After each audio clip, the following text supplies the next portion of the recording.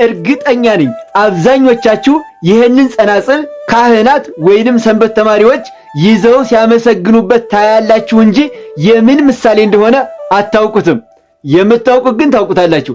ለማታውቁት እህቶቼ፣ ወንድሞቼ፣ እናቶቼና አባቶቼ በአንድ ደቂቃ ብቻ የዚህን ምሳሌ ፍትትት አድርጌ እነግራችኋለሁ። ሼር ኮፒ ሊንክ አድርጉልኝ። ቅዱስ ዳዊት ሰብህዎ በጸናጽል ዘሰናይ ቃሉ መልካም በሆነ ድምፁ መልካም በሆነ በጸናጽል እግዚአብሔርን አመስግኑት ይላል። ወደ ምሳሌው እንግባ።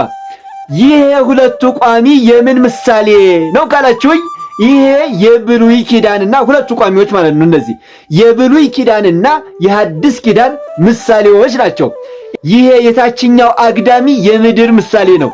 የላይኛው አግዳሚ ደግሞ የሰማይ ምሳሌ ነው። ይሄ የታችኛውና የላይኛው አግዳሚ የጸኑት በእነዚህ በሁለቱ ቋሚዎች ነው።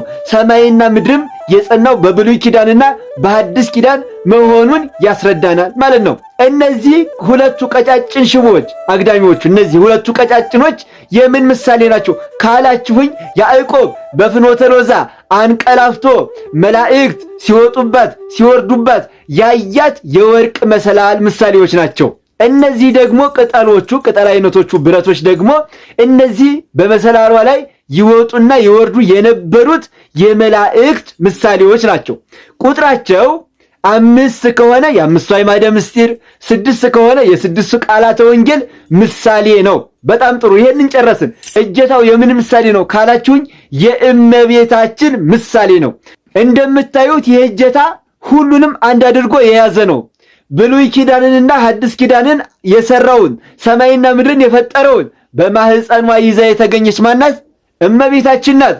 በፍልሰታ ቅዳሴ ማርያም ስታስቀድሱ ጸናጽል ዘውስተ ልብሱ ለአሮን ካህን፣ በአሮን ልብስ ውስጥ ያለሽ የወርቅ ጸናጽል አንቺ ነሽ ሲሉ አልሰማችሁም ካህናቱ? የእመቤታችን ምሳሌ ነው ይሄ እጀታ። እምዬ ኦርቶዶክስ መሆን ምን አይነት መታደል ነው! በሉ ኮሜንት ላይ ግቡና ሁላችሁም ሰብህዎ በጸናጽል እያላችሁ ጻፉልኝ። በግዕዙ ከከበዳችሁ እግዚአብሔርን በጸናጽል አመስግኑት እያላችሁ ሁላችሁም ጻፉልኝ። አንድም ሰው ይህንን ቤት ፎሎ ሳያደርግ እንዳያልፍ ማርያምን ትጠቀሙበታላችሁ። የመደመር ምልክቷን እየነካችሁ ፎሎ አድርጉ። ይሄ ቪዲዮ አሁን ሼር ኮፒ ሊንክ ያንሰዋል። በሉ ሼር ኮፒ ሊንክ አድርጉልኝ።